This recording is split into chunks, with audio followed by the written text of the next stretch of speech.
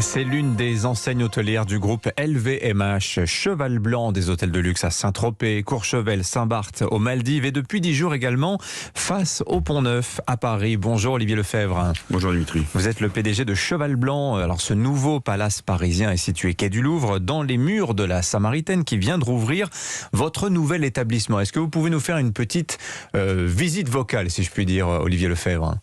Alors c'est un hôtel qui est très différencié par rapport à son marché.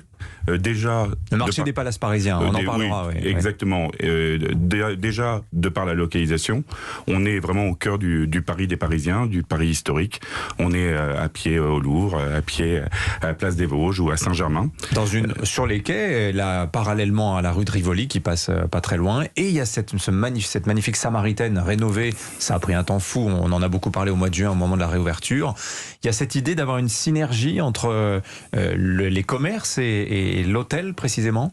Bien sûr, déjà c'est une demande de nos hôtes d'avoir cette expérience retail, mais également ça permet de rénover intégralement un quartier. En fait, le groupe LVMH, de par ce projet, de par les autres bâtiments qu'il détient, il y a le siège de Vuitton, c'est qui est en face, a recréé un quartier. Et c'est cette complémentarité qui permet d'exister et de créer cette nouvelle destination au sein de Paris. Alors j'invite les auditeurs à aller voir un peu les photos. Il y en a beaucoup qui circulent en ce moment sur Internet où on peut se rendre compte de la beauté des lieux, les hauteurs sous plafond, les œuvres d'art présentes pratiquement partout dans l'hôtel.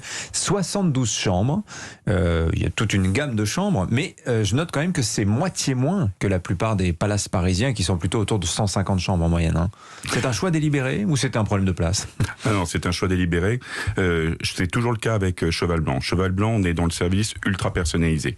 Et pour délivrer un service ultra personnalisé, il faut un nombre très limité de clients. Et de ce fait, 72 clés, c'est ce qu'on visait. Je rappelle que Cheval Blanc, c'est un château dans le Saint-Émilion. C'est une marque en fait que vous déclinez dans l'hôtellerie. Quelle est la pertinence aujourd'hui d'associer l'hôtellerie à un prestigieux domaine viticole? En fait, Cheval Blanc veut incarner ce qui se fait meilleur dans l'art de vivre à la française. Or, la gastronomie est un élément clé de notre culture française, et donc le vin aussi. Et comme on a la chance dans le groupe d'avoir Cheval Blanc, c'était un nom magique, connu à l'international, qui symbolise l'excellence. Et donc c'était un nom naturel pour une marque qui veut incarner l'art de vivre à la française. Olivier Lefebvre, le PDG de Cheval Blanc, invité Écho d'Europe Matin. Mais alors, on a beaucoup brodé sur le thème de la crise des palaces parisiens depuis l'épidémie de Covid, du fait de la disparition de la clientèle internationale. Vous ouvrez dans ce contexte un petit peu particulier, un peu hors norme. Précisément, la clientèle de votre hôtel depuis 10 jours maintenant, Olivier Lefebvre, à quoi ressemble-t-elle?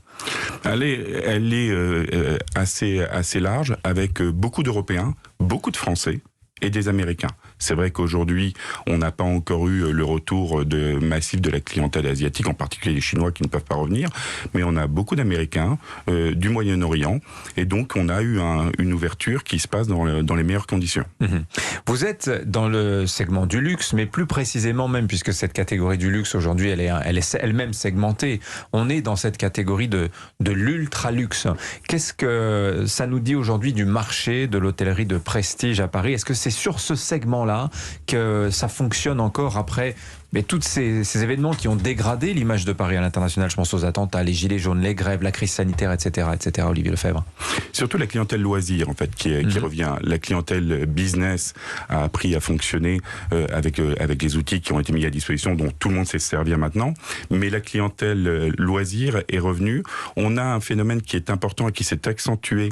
C'est ce qu'on appelle le bleisure, c'est-à-dire que vous venez pour 2 jours de réunion professionnelle et vous poursuivez par un séjour sur place. C'est l'énorme force du marché parisien, c'est que le marché parisien, il est intéressant pour le business, évidemment, mais également pour le loisir, pour le culturel. Et donc, on a cette complémentarité qui nous permet d'avoir une vraie clientèle depuis la mise en place notamment du pass sanitaire et de la réouverture des musées fin juin. Alors Paris, on le dit fréquemment, capitale du luxe, devient aussi, c'est assez frappant, celle des palaces. Il y a 97 établissements 5 étoiles dans Paris, 12 labellisés palaces. Le nombre de chambres de cette catégorie a doublé en 20 ans dans la capitale. Vous arrivez, vous, dans un contexte hyper concurrentiel. Justement, vous pensez pouvoir vous imposer de quelle manière, Olivier Lefebvre? Déjà, déjà, on a un positionnement qui est très différencié. Donc, à commencer par la localisation dont on vient de parler, mais également dans la conception du projet. Nous, ce qu'on souhaitait, c'est vraiment incarner l'art de vivre à la française. Ça veut dire, d'une part, une conception de la partie hôtelière, la partie chambre, comme une vaste demeure privée. C'est ce qu'a fait Peter Marino, qui a une vraie expertise en résidentiel. C'est votre architecte, hein, c'est l'architecte des lieux. Notre architecte d'intérieur. On a un architecte, Édouard François, un architecte français pour toute l'architecture, mais pour tout ce qui est la décoration, c'est Peter Marino. Donc, pensez comme une demeure privée, une offre de restauration qui est très développée. Là aussi, dans l'art de recevoir à la française, c'est un élément important de notre culture. On a 4 offres de restauration autour d'Arnaud Donquel, notre chef 3 étoiles qu'on a aussi à Saint-Tropez, et de Maxime Frédéric, qui est un chef pâtissier totalement extraordinaire qui nous a rejoint. Et donc, on a développé une offre qui s'adresse particulièrement à la clientèle locale, qui a été notre chance depuis le départ. Il y avait cette volonté, et d'ailleurs c'était désiré par la clientèle internationale, que les Parisiens, que les Français soient là dans l'établissement.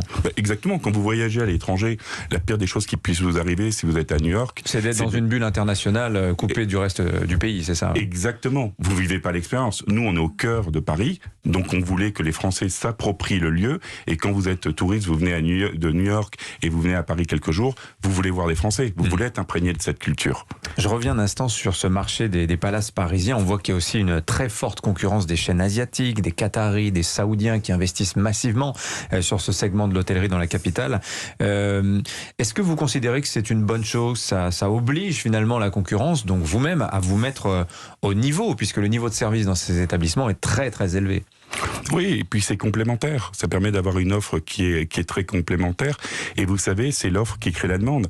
Quelque part, c'est parce que le marché parisien a une offre totalement exceptionnelle. C'est probablement le marché dans l'hôtellerie très haut de gamme le plus développé, qui a une envie de revenir. Et c'est vrai qu'aujourd'hui, vous êtes Milanais, vous pouvez pas aller à Tokyo, vous voulez venir un long week-end, vous dites que Paris, c'est l'endroit où ça bouge.